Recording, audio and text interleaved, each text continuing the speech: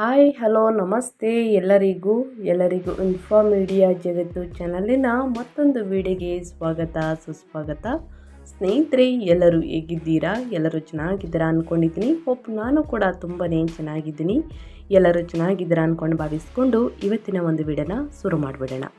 ಇವತ್ತಿನ ಒಂದು ವಿಡಿಯೋದಲ್ಲಿ ಫೆಬ್ರವರಿ 1ನೇ ತಾರೀಕು 2026ನೇ ವರ್ಷದಲ್ಲಿ ಫೆಬ್ರವರಿ 1ನೇ ತಾರೀಕು ಮಾಘ ಹುಣ್ಣಿಮೆ ಇದೆ ಸ್ನೇಹಿತರೆ, ಅಥವಾ ಭರತ ಹುಣ್ಣಿಮೆ ಇದೆ. ಈ ಹುಣ್ಣಿಮೆಯ ದಿನದಿಂದ ಮಕರ ರಾಶಿಯವರಿಗೆ ಸಾಕಷ್ಟು ಬದಲಾವಣೆ ಅಂತಲೇ ಹೇಳ್ಬೋದು.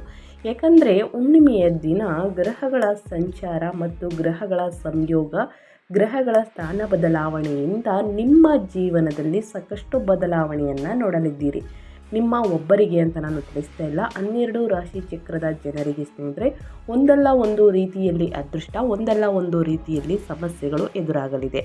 ಹಾಗಿದ್ರೆ ಮಕರ ರಾಶಿಯವರಿಗೆ ಫೆಬ್ರವರಿ 1ನೇ ತಾರೀಕು ಮಾಘ ಹುಣ್ಣಿಮೆ ಮುಗಿದ ನಂತರ ಏನೆಲ್ಲ ಬದಲಾವಣೆಯನ್ನು ನಿಮ್ಮ ಜೀವನದಲ್ಲಿ ನೋಡಲಿದ್ದೀರಿ ಅಂದರೆ, ನಿಮ್ಮ ವ್ಯಾಪಾರ ವ್ಯವಹಾರದಲ್ಲಿ, ಹಣಕಾಸಿನಲ್ಲಿ, ವೃತ್ತಿ ಜೀವನದಲ್ಲಿ, ನಿಮ್ಮ ಉದ್ಯೋಗದಲ್ಲಿ, ನಿಮ್ಮ ಆರೋಗ್ಯದಲ್ಲಿ ಏನೆಲ್ಲ ಚೇಂಜಸ್ ಕಾಣಲಿದೆ, ಯಾವುದರ ಬಗ್ಗೆ ಎಚ್ಚರಿಕೆ ವಹಿಸಬೇಕು, ಇನ್ನು ಏನೆಲ್ಲ ಪರಿಹಾರಗಳನ್ನು ಮಾಡಬೇಕು ಅನ್ನೋದನ್ನ ಸಂಪೂರ್ಣವಾಗಿ ಮಕರ ರಾಶಿಯವರಿಗೆ ಇದೇ ವಿಡಿಯೋದಲ್ಲಿ ತಿಳಿಸ್ಕೊಡ್ತಾ ಹೋಗ್ತೀನಿ. ಇದನ್ನೆಲ್ಲ ಕಂಪ್ಲೀಟಾಗಿ ತಿಳ್ಕೊಬೇಕು ಅಂದರೆ ಎಲ್ಲೂ ಕೂಡ ವಿಡಿಯೋನ ಸ್ಕಿಪ್ ಮಾಡಬಾರ್ದು. ಅಂದರೆ ವಿಡಿಯೋನ ಕಟ್ ಮಾಡಿ ಓಡಿಸ್ಕೊಂಡು ನೋಡಿದ್ರೆ ಫುಲ್ ಇನ್ಫಾರ್ಮೇಷನ್ ಅರ್ಥ ಆಗಲ್ಲ. ಸೊ ಹಾಗಾಗಿ ಎಲ್ಲ ವಿಡಿಯೋದಲ್ಲೂ ತಿಳಿಸ್ತಾ ಇರ್ತೀನಿ. ಮೊದಲಿಂದ ಕೊನೆ ತನಕ ವಿಡಿಯೋನ ವಾಚ್ ಮಾಡಿ. ವಿಡಿಯೋದಲ್ಲಿ ಒಳ್ಳೆ ಮಾಹಿತಿ ಸಿಕ್ಕಿದ್ದಲ್ಲಿ ತಪ್ಪದೆ ವಿಡಿಯೋಗೊಂದು ಲೈಕ್ ಕೊಟ್ಟು, ಇನ್ನೂ ನನ್ನ ಚಾನಲ್ನ ಸಬ್ಸ್ಕ್ರೈಬ್ ಮಾಡ್ಕೊಂಡಿಲ್ಲ ಅಂದರೆ ಇನ್ಫಾ ಮೀಡಿಯಾಗೆ ಸಬ್ಸ್ಕ್ರೈಬ್ ಆಗಿ ನಿಮ್ಮ ಅಭಿಪ್ರಾಯಗಳನ್ನು ಕಮೆಂಟ್ ಬಾಕ್ಸಲ್ಲಿ ತಿಳಿಸ್ಬೋದು. ಓಂ ನಮಃ ಶಿವಾಯ ಅಂತ ಕಮೆಂಟ್ ಮಾಡಿ. ಶಿವನ ಅನುಗ್ರಹದಿಂದ ನಿಮ್ಮ ಜೀವನದಲ್ಲಿ ಎಷ್ಟೇ ದೊಡ್ಡ ಮಟ್ಟದಲ್ಲಿ ಸಮಸ್ಯೆಗಳಿದ್ರೂ ಕೂಡ ಅವೆಲ್ಲವೂ ಸಂಪೂರ್ಣವಾಗಿ ನಿವಾರಣೆಯಾಗಲಿ ಅಂತ ಕೇಳ್ಕೊತಾ ವಿಡಿಯೋನ ಶುರು ಮಾಡಿಬಿಡೋಣ.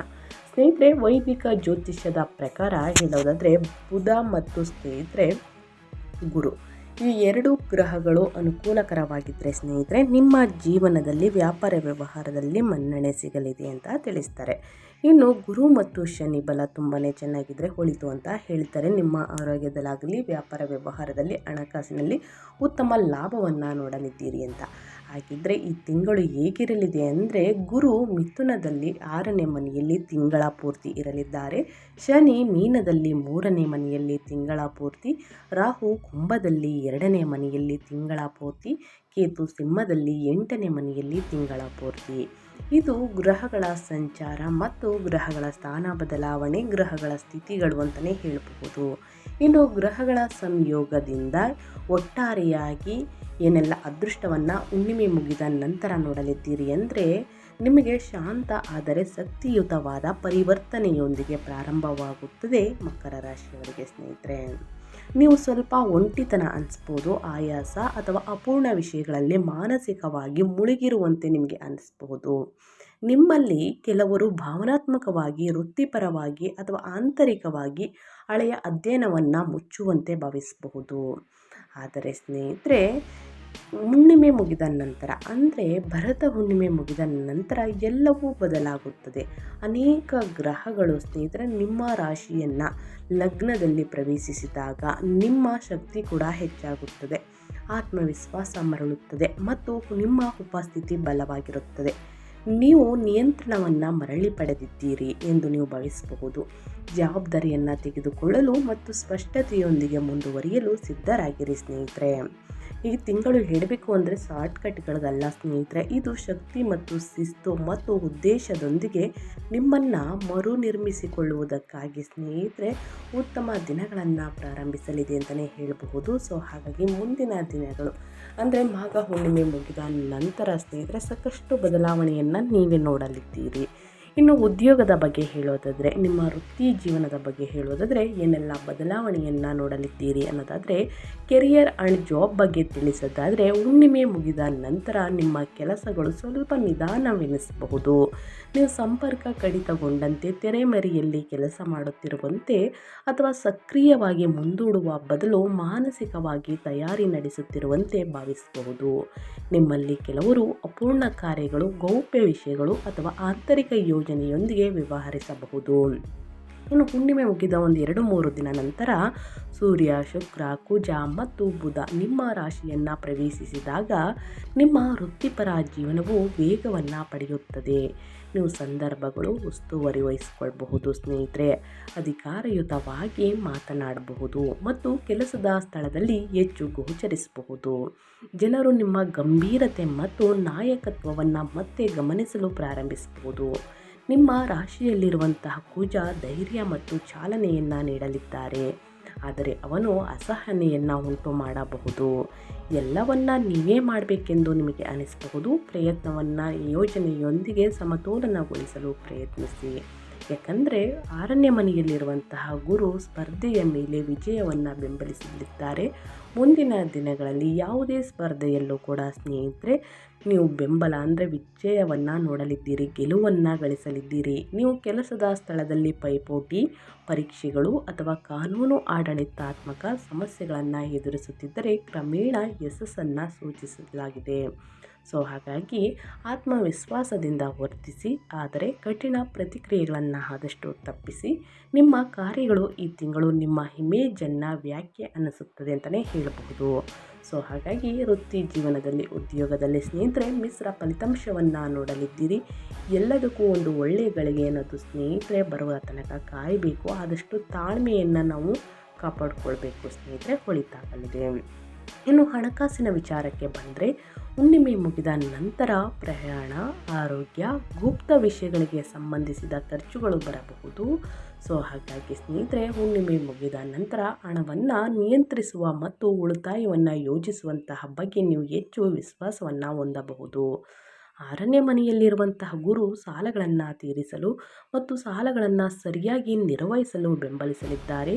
ನೀವು ಎಚ್ಚರಿಕೆಯಿಂದ ಯೋಚಿಸಿದರೆ ನಿಮ್ಮ ಆರ್ಥಿಕ ಪರಿಸ್ಥಿತಿಯನ್ನು ಹಂತವಾಗಿ ಸ್ಥಿರಗೊಳಿಸಬಹುದು. ಹಣಕ್ಕೆ ಸಂಬಂಧಿಸಿದ ಮಾತನ್ನು ನಿಯಂತ್ರಿಸಿ ಮತ್ತು ಆತುರದ ಆರ್ಥಿಕ ನಿರ್ಧಾರಗಳನ್ನು ಆದಷ್ಟು ತಪ್ಪಿಸಿ. ಹಣಕಾಸಿನ ವಿಷಯಗಳಿಗೆ ಗಮನ ಬೇಕು, ಶಿಸ್ತು ಅಗತ್ಯ. ಯಾಕಂದರೆ 2ನೇ ಮನೆಯಲ್ಲಿರುವಂತಹ ಧನಸ್ಥಾನದಲ್ಲಿ ರಾಹು ಆದಾಯದಲ್ಲಿ ಏರಿಳಿತಗಳು ಅಥವಾ ಹಠಾತ್ ಖರ್ಚುಗಳನ್ನು ಉಂಟು ಮಾಡಬಹುದು. ಮನೆ ತೆಗೆದುಕೊಳ್ಬೇಕು ಅನ್ನೋ ಕನಸು ನನಸಾಗಬಹುದು ಸ್ನೇಹಿತರೆ, ಅದಕ್ಕೆಲ್ಲ ಸ್ವಲ್ಪ ದಿನ ವೆಯ್ಟ್ ಮಾಡಬೇಕು ಅಷ್ಟೇ. ಹಠಾತ್ ಖರ್ಚುಗಳು ಕೂಡ ಉಂಟಾಗಲಿದೆ. ಸೌಕರ್ಯಗಳು, ಗ್ಯಾಜೆಟ್ಗಳು ಅಥವಾ ಕುಟುಂಬದ ಅಗತ್ಯಗಳಿಗಾಗಿ, ನಿಮ್ಮ ಆರೋಗ್ಯದಲ್ಲಿರುವಂಥ ಸಮಸ್ಯೆಗಳಿಗಾಗಿ, ಇನ್ನು ನಿಮ್ಮ ಕುಟುಂಬದಲ್ಲಿ ಒಬ್ಬ ವ್ಯಕ್ತಿಗೆ ಆರೋಗ್ಯ ಸಮಸ್ಯೆ ಬರಬಹುದು. ಅದಕ್ಕೆ ಅಗತ್ಯ ಖರ್ಚನ್ನು ನೀವು ಮಾಡಲಿದ್ದೀರಿ. ನೀವು ಪ್ರಬೋಲನಗೊಳ್ಳಬಹುದು ಸ್ನೇಹಿತರೆ. ಹಾಗಾಗಿ ಎಲ್ಲದಕ್ಕೂ ಸ್ವಲ್ಪ ಲಿಮಿಟ್ ಅನ್ನೋದಿರಲಿ, ಒಂದಷ್ಟು ಸೇವಿಂಗ್ಸ್ ಅನ್ನೋದು ಬಹಳ ಮುಖ್ಯ ಅಂತ ಹೇಳ್ತಾ, ಇನ್ನು ಮುಂದಿನದಾಗಿ ನಿಮ್ಮ ವೈಯಕ್ತಿಕ ಜೀವನ, ಕುಟುಂಬ ಮತ್ತು ಸಂಬಂಧಗಳ ಬಗ್ಗೆ ಹೇಳೋದಾದರೆ ಏನೆಲ್ಲ ಬದಲಾವಣೆಯನ್ನು ನೋಡಲಿದ್ದೀರಿ ಅಂದರೆ, ಕುಟುಂಬ ಜೀವನವು ಮಿಶ್ರವಾಗಿರಬಹುದು. ನೀವು ಭಾವನಾತ್ಮಕವಾಗಿ ದೂರವಾದಂತೆ ಅಥವಾ ಮಾನಸಿಕವಾಗಿ ಸುಸ್ತಾದಂತೆ ಅನುಭವಿಸಬಹುದು. ನೀವು ಮೌನ ಅಥವಾ ವೈಯಕ್ತಿಕ ಜಾಗವನ್ನು ಅಂದರೆ ಪರ್ಸನಲ್ ಸ್ಪೇಸನ್ನು ಬಯಸಬಹುದು ಸ್ನೇಹಿತರೆ. ಇನ್ನು ಹುಣ್ಣಿಮೆ ಮುಗಿದ ನಂತರ ನೀವು ಹೆಚ್ಚು ಅಭಿವ್ಯಕ್ತವಾಗಿ ಮತ್ತು ತೊಡಗಿಸಿಕೊಳ್ಳುವಿರಿ. ಅದ್ಯಾಗೋ ನಿಮ್ಮ ರಾಶಿಯಲ್ಲಿರುವಂತಹ ಕುಜ ಮಾತಿನಲ್ಲಿ ಪ್ರಾಬಲ್ಯವನ್ನು ಉಂಟು ಮಾಡಬಹುದು. ಪ್ರೀತಿ ಪಾತ್ರರೊಂದಿಗೆ ಆಜ್ಞಾಪಿಸುವಂತೆ ಅಥವಾ ತಾಳ್ಮೆ ಇಲ್ಲದಂತೆ ವರ್ತಿಸಿದಂತೆ ಎಚ್ಚರಿಕೆ ವಹಿಸಿ ಸ್ನೇಹಿತರೆ. ನಿಮ್ಮ ಮಾತಿನಲ್ಲಿ ಒಂದು ನಿಗಾ ಇರಲಿ ಸ್ನೇಹಿತರೆ. ಅಂದರೆ ಒಂದು ಸ್ವಲ್ಪ ಅಹಂ ಅಂತಾರಲ್ಲ ಸ್ನೇಹಿತರೆ, ಅದನ್ನು ಕಡಿಮೆ ಮಾಡ್ಕೋಬೇಕಾಗುತ್ತದೆ. ದುಡುಕಿ ಮಾತನಾಡಿದ ಮಾತುಗಳು ಸ್ನೇಹಿತರ ಮನಸ್ಸಿಗೆ ಆಳವಾಗಿ ಕೂರಬಹುದು. ಹಾಗಾಗಿ ಈ ತಿಂಗಳಲ್ಲಿ ಆದಷ್ಟು ಹುಣ್ಣಿಮೆ ಮುಗಿದ ನಂತರ ಆ ರೀತಿ ವರ್ತಿಸುವುದಕ್ಕೆ ಹೋಗಬೇಡಿ. ತಾಳ್ಮೆಯನ್ನು ಕಾಪಾಡಿಕೊಳ್ಳಿ. ತಾಳ್ಮೆ ಇಲ್ಲದಂತೆ ವರ್ತಿಸುವಂತೆ ಎಚ್ಚರಿಕೆ ವಹಿಸಿ ಅಂತ ಹೇಳ್ತಾ, ಇನ್ನು 2ನೇ ಮನೆಯಲ್ಲಿರುವಂತಹ ರಾಹು ಮಾತಿನ ಮೂಲಕ ತಪ್ಪು ಗ್ರಹಿಕೆಗಳನ್ನು ಉಂಟು ಮಾಡಬಹುದು. ವಿಶೇಷವಾಗಿ ಕುಟುಂಬದ ಚರ್ಚೆಗಳಲ್ಲಿ ಮಾತನಾಡುವಾಗ ಮೊದಲು ಯೋಚಿಸಿ ಮಾತನಾಡಿ. ಸಂಬಂಧಗಳಲ್ಲಿ ಸ್ಪಷ್ಟತೆ ಅಗತ್ಯವಿದೆ ಸ್ನೇಹಿತರೆ. ಯಾವುದಾದರೂ ವಿಷಯ ಬಾಕಿ ಉಳಿದರೆ ನೀವು ಅಂತಿಮವಾಗಿ ಅದರ ಬಗ್ಗೆ ಮುಕ್ತವಾಗಿ ಮಾತನಾಡಬಹುದು. ಮೃದುವಾದ ಮಾತು ಸಾಮರಸ್ಯವನ್ನು ನಿರ್ಮಿಸುತ್ತದೆ. ಸಹಾನುಭೂತಿಯೊಂದಿಗೆ ಅಧಿಕಾರವು ಉತ್ತಮವಾಗಿ ಕಾರ್ಯನಿರ್ವಹಿಸುತ್ತದೆ. ಮನೆಯಲ್ಲೇ ಶುಭ ಕಾರ್ಯ ನಡೆಯಲಿದೆ ಸ್ನೇಹಿತರೆ. ಇನ್ನು ಯಾರಿಗೆ ಮದುವೆಯಾಗಿಲ್ಲ ಅಂಥವ್ರಿಗೆ 2026ರಲ್ಲಿ ಸ್ನೇಹಿತರೆ ಫೆಬ್ರವರಿ ತಿಂಗಳಿಂದಲೇ ಮದುವೆ ಮಾತುಕತೆ ಪ್ರಸ್ತಾಪಗಳು ಮನೆಯಲ್ಲಿ ನಡೆಯಬಹುದು ಸ್ನೇಹಿತರೆ. ಮೃದುವಾದ ಮಾತು ಸಾಮರಸ್ಯವನ್ನು ನಿರ್ಮಿಸುತ್ತದೆ. ಸಹಾನುಭೂತಿಯೊಂದಿಗೆ ಅಧಿಕಾರವು ಉತ್ತಮವಾಗಿ ಕಾರ್ಯನಿರ್ವಹಿಸುತ್ತದೆ ಅಂತ ಹೇಳ್ತಾ, ಎಲ್ಲದಕ್ಕೂ ಕೂಡ ಒಳಿತಾಗಲಿ ಅಂತ ಕೇಳ್ಕೊತಾ, ಇನ್ನು ನಿಮ್ಮ ಹೆಲ್ತ್ ಬಗ್ಗೆ ಹೇಳೋದಾದರೆ ನಿಮ್ಮ ಆರೋಗ್ಯದಲ್ಲಿ ಏನೆಲ್ಲ ಬದಲಾವಣೆಯನ್ನು ಸೂಚಿಸಲಾಗಿದೆ, ಗ್ರಹಗಳು ಯಾವುದರ ಬಗ್ಗೆ ಎಚ್ಚರಿಕೆಯನ್ನು ವಹಿಸಬೇಕು, ಏನೆಲ್ಲ ಪರಿಹಾರಗಳನ್ನು ಮಾಡಿದರೆ ಒಳಿತಾಗಲಿದೆ ಅನ್ನೋದನ್ನ ನೋಡೋದಾದರೆ ಸ್ನೇಹಿತರೆ, ಹುಣ್ಣಿಮೆ ಮುಗಿದ ನಂತರ ಆರೋಗ್ಯ ಹಂತ ಹಂತವಾಗಿ ಸುಧಾರಿಸುತ್ತದೆ.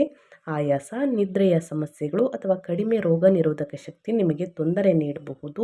ದಿನಚರಿಯನ್ನು ನಿರ್ಲಕ್ಷಿಸಿದರೆ 8ನೇ ಮನೆಯಲ್ಲಿರುವಂಥ ಅಷ್ಟಮ ಸ್ಥಾನದಲ್ಲಿ ಕೇತು ಹಠಾತ್ ಸಣ್ಣ ಆರೋಗ್ಯ ಸಮಸ್ಯೆಗಳನ್ನು ಸೂಚಿಸಲಾಗಿದೆ. ಸೊ ಹಾಗಾಗಿ ಚೆನ್ನಾಗಿ ನಿದ್ರೆಯನ್ನು ಮಾಡಬೇಕು. ಇನ್ನು ಆಯಾಸವನ್ನು, ಒತ್ತಡವನ್ನು ಕಡಿಮೆ ಮಾಡಬೇಕು ಸ್ನೇಹಿತರೆ. ಸೊ ಹಾಗಾಗಿ ಮೆಡಿಟೇಷನನ್ನು ಮಾಡಿ, ಧ್ಯಾನವನ್ನು ಮಾಡುವುದರಿಂದ ನಿಮ್ಮ ಒತ್ತಡ ಸ್ವಲ್ಪ ಕಡಿಮೆಯಾಗಲಿದೆ. ಇನ್ನು ಅದೇ ನಂತರ ಅಂದರೆ ಹುಣ್ಣಿಮೆ ಮುಗಿದ ನಂತರ ಶಕ್ತಿಯ ಮಟ್ಟಗಳು ತೀವ್ರವಾಗಿ ಏರುತ್ತವೆ. ನಿಮ್ಮ ರಾಶಿಯಲ್ಲಿರುವಂಥ ಕುಜ ಶಕ್ತಿಯನ್ನು ನೀಡಲಿದ್ದಾರೆ, ಆದರೆ ದೇಹದಲ್ಲಿ ಉಷ್ಣತೆ ಕೂಡ ಹೆಚ್ಚಾಗಲಿದೆ. ನೀವು ಅತಿಯಾಗಿ ಕೆಲಸ ಮಾಡಿದರೆ ತಲೆನೋವು, ಅಸಿಡಿಟಿ ಅಥವಾ ಸ್ನಾಯು ಸೆಳೆತ ಉಂಟಾಗುವುದು. ಸ್ನಾಯು ಸೆಳೆತದಿಂದ ಸ್ನೇಹಿತರೆ ವಾಹನವನ್ನು ವೇಗವಾಗಿ ಚಾಲನೆ ಮಾಡುವುದರಿಂದ ಸಣ್ಣ ಪುಟ್ಟ ಗಾಯಗಳನ್ನು ಕೂಡ ಸೂಚಿಸುತ್ತಿದೆ. ಸೊ ಇದರೆಲ್ಲ ಎಚ್ಚರಿಕೆ ವಹಿಸಬೇಕು. ಅಂದರೆ ಅತಿಯಾದ ಒತ್ತಡದಿಂದ ಇವೆಲ್ಲ ಪ್ರಾಬ್ಲಮ್ಗಳು ಶುರುವಾಗಲಿದೆ ಸ್ನೇಹಿತರೆ. ಅತಿಯಾದ ಒತ್ತಡವನ್ನು ಕಡಿಮೆ ಮಾಡಿ, ಮೆಡಿಟೇಷನನ್ನು ಮಾಡಿ, ಯೋಗವನ್ನು ಮಾಡಿ, ಧ್ಯಾನವನ್ನು ಮಾಡಿ, ಚೆನ್ನಾಗಿ ಊಟವನ್ನು ತಿನ್ನಿ. ಹಸಿರು ತರಕಾರಿ, ಹಣ್ಣು ಹಂಪಲುಗಳನ್ನು ಚೆನ್ನಾಗಿ ತಿನ್ನುವುದು, ನೀರನ್ನು ಚೆನ್ನಾಗಿ ಕುಡಿಯುವುದರಿಂದ ಸ್ನೇಹಿತರೆ, ಹಣ್ಣನ್ನು ಚೆನ್ನಾಗಿ ತಿನ್ನುವುದರಿಂದ, ಸೊಪ್ಪು ತರಕಾರಿಗಳನ್ನು ತಿನ್ನುವುದರಿಂದ ಉಷ್ಣತೆ ಸ್ವಲ್ಪ ಕಡಿಮೆಯಾಗಲಿದೆ. ಇದನ್ನು ಗಮನದಲ್ಲಿಟ್ಕೊಳ್ಳಿ. ವಿಶ್ರಾಂತಿಯೊಂದಿಗೆ ಪ್ರಯತ್ನವನ್ನು ಸಮತೋಲನಗೊಳಿಸಿ. ದೈಹಿಕ ಶಿಸ್ತು ನಿಮ್ಮನ್ನು ಬಲವಾಗಿರಿಸುತ್ತದೆ. ಒಂದು ಎಕ್ಸಾಂಪಲ್ ಏನಂದರೆ ಸ್ನೇಹಿತರೆ, ಅಷ್ಟೆಲ್ಲ ಸಂಪಾದನೆಯನ್ನು ಮಾಡಿರ್ತೀರ, ಅದನ್ನು ನೋಡುವುದಕ್ಕಾಗಲಿ ಅನುಭವಿಸೋದಕ್ಕಾಗಲಿ ನೀವೇ ಇಲ್ಲ ಅಂತಂದರೆ ಇನ್ನೇನು. ಸೊ ಹಾಗಾಗಿ ಸ್ನೇಹಿತರೆ, ನಿಮ್ಮ ಆರೋಗ್ಯದಲ್ಲಿ ಒಂದು ಕಾಳಜಿ, ಎಲ್ಲದಕ್ಕಿಂತ ಒಂದು ಕಾಳಜಿ ಜಾಸ್ತಿ ನಿಮ್ಮ ಆರೋಗ್ಯದ ಕಡೆ ಗಮನ ಕೊಡಿ ಅಂತ ಹೇಳ್ತಾ, ಇನ್ನು ವ್ಯಾಪಾರ ವ್ಯವಹಾರದ ಬಗ್ಗೆ ಹೇಳೋದಾದರೆ ಏನೆಲ್ಲ ಬದಲಾವಣೆಯನ್ನು ನೋಡಲಿದ್ದೀರಿ ಅಂದರೆ, ಹುಣ್ಣಿಮೆ ಮುಗಿದ ನಂತರ ಆತ್ಮವಿಶ್ವಾಸ ಮರಳುತ್ತದೆ. ನೀವು ದಿಟ್ಟ ನಿರ್ಧಾರಗಳನ್ನು ತೆಗೆದುಕೊಳ್ಳಬಹುದು, ನಿಯಮಗಳನ್ನು ಮರುಮಾತುಕತೆ ನಡೆಸಬಹುದು ಅಥವಾ ವ್ಯವಹಾರಗಳಲ್ಲಿ ಅಧಿಕಾರವನ್ನು ಪ್ರತಿಪಾದಿಸಬಹುದು. ನಿಮ್ಮನ್ನು ಅಥವಾ ನಿಮ್ಮ ವ್ಯಾಪಾರದ ಇಮೇಜನ್ನು ಮರು ಬ್ರ್ಯಾಂಡ್ ಮಾಡಲು ಇದು ಉತ್ತಮ ಅವಧಿ ಅಂತಲೇ ಹೇಳ್ಬೋದು. ಸ್ಪರ್ಧೆ ಬಲವಾಗಿರಬಹುದು, ಆದರೆ ಗುರುವು ಕ್ರಮೇಣ ಗೆಲುವುಗಳನ್ನು ನಿಮ್ಮ ಕಡೆ ಬೆಂಬಲಿಸಲಿದ್ದಾರೆ. ಕಾರ್ಯತಂತ್ರದ ನಡೆಗಳು ಯಶಸ್ಸನ್ನು ತರುತ್ತದೆ. ನಿಮ್ಮ ಶತ್ರುಗಳ ವಿರುದ್ಧ ಜಯವನ್ನು ಸಾಧಿಸುವುದಕ್ಕೆ ಗುರು ಬೆಂಬಲವಾಗಿ ನೀಡಲಿದ್ದಾರೆ. ಭಾವನಾತ್ಮಕ ಪ್ರತಿಕ್ರಿಯೆಗಳನ್ನು ಆದಷ್ಟು ತಪ್ಪಿಸಿ. ಯಾರನ್ನು ಕೂಡ ಕುರುಡರಾಗಿ ಈ ಸಮಯದಲ್ಲಿ ನಂಬುವುದಕ್ಕೆ ಹೋಗಬೇಡಿ ಸ್ನೇಹಿತರೆ. ಅದೇ ರೀತಿ ವ್ಯಾಪಾರ ಮಾಲೀಕರು ತಮ್ಮ ವಿಧಾನವನ್ನು ಪುನರ್ರಚಿಸುವಂತೆ ಭಾವಿಸಬಹುದು. ಯೋಜನೆ, ನಷ್ಟಗಳು, ಪರಿಶೀಲನೆ ಮತ್ತು ಇಂದಿನ ತಪ್ಪುಗಳನ್ನು ಸರಿಪಡಿಸುವುದರತ್ತ ಗಮನ ಹರಿಸಿ. ಎಲ್ಲದಕ್ಕೂ ಕೂಡ ಒಳಿತಾಗಲಿ. ಆದರೆ ಭಾವನಾತ್ಮಕ ಪ್ರತಿಕ್ರಿಯೆಗಳನ್ನು ತಪ್ಪಿಸಿ ದುಡುಕಿ ನಿರ್ಧಾರಗಳನ್ನು ತೆಗೆದುಕೊಳ್ಬೇಡಿ. ಯೋಚಿಸಿ ನಿರ್ಧಾರಗಳನ್ನು ತೆಗೆದುಕೊಳ್ಳಿ. ಇನ್ನು ಶಿಕ್ಷಣದ ಬಗ್ಗೆ ಹೇಳೋದಾದರೆ, ಮಕರ ರಾಶಿಯ ವಿದ್ಯಾರ್ಥಿಗಳಿಗೆ ಹುಣ್ಣಿಮೆ ಮುಗಿದ ನಂತರ ಮಾನಸಿಕವಾಗಿ ಆಯಾಸವನ್ನು ಅನುಭವಿಸಬಹುದು. ಪ್ರೇರಣೆ ಕೊರತೆ ಅಥವಾ ಗೊಂದಲವು ಏಕಾಗ್ರತೆಯನ್ನು ಕಡಿಮೆ ಮಾಡಬಹುದು. ಸೊ ಹಾಗಾಗಿ ಮುಗಿದ ಒಂದು 2-3 ದಿನ ನಂತರ ಏಕಾಗ್ರತೆ ಗಮನಾರ್ಹವಾಗಿ ಸುಧಾರಿಸುತ್ತಾ ಬರುತ್ತದೆ. ಆತ್ಮವಿಶ್ವಾಸ ಹೆಚ್ಚಾಗುತ್ತದೆ ಮತ್ತು ಉತ್ತಮ ಪ್ರದರ್ಶನ ನೀಡಲು ನೀವು ಹೆಚ್ಚು ನಿರ್ಧರಿಸಬಹುದು. ಪುನರಾವರ್ತನೆ ಮತ್ತು ಶಿಸ್ತಿನ ಅಧ್ಯಯನಕ್ಕೆ ಇದು ಉತ್ತಮ ಅವಧಿಯಾಗಿರುತ್ತದೆ. ಕಟ್ಟುನಿಟ್ಟಾದ ದಿನಚರಿಯನ್ನು ಅನುಸರಿಸಿ. ಶಿಸ್ತು ಫಲಿತಾಂಶಗಳನ್ನು ಸ್ನೇಹಿತರೆ ತರಲಿದೆ. ಸೊ ಹಾಗಾಗಿ ಗುರು ಹಿರಿಯರನ್ನು ಗೌರವಿಸಿ, ತಂದೆ ತಾಯಿ ಹೇಳುವ ಮಾತನ್ನು ಪಾಲಿಸಿ.